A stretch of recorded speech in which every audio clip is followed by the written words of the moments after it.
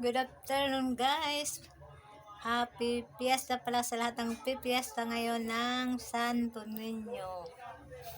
For today's video nga pala guys ay ganito. Dahil ngayong Fiesta ng Santo Niño ay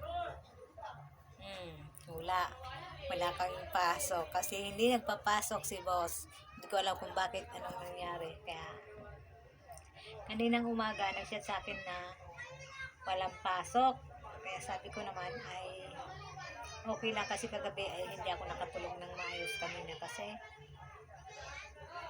ang ingay nila, nagbibideo okay sila hanggang umaga kaya napuyat ako. Kaya nung nag-chat siya sa akin na walang pasok, sabi ko ay sayang isang araw. Pero nag-okay lang din naman ako kasi nga ay napuyat ako kagabi, walang tulog. Kaya okay lang, kahit walang pasok ngayon, kahit lugi ako isang araw. Kaya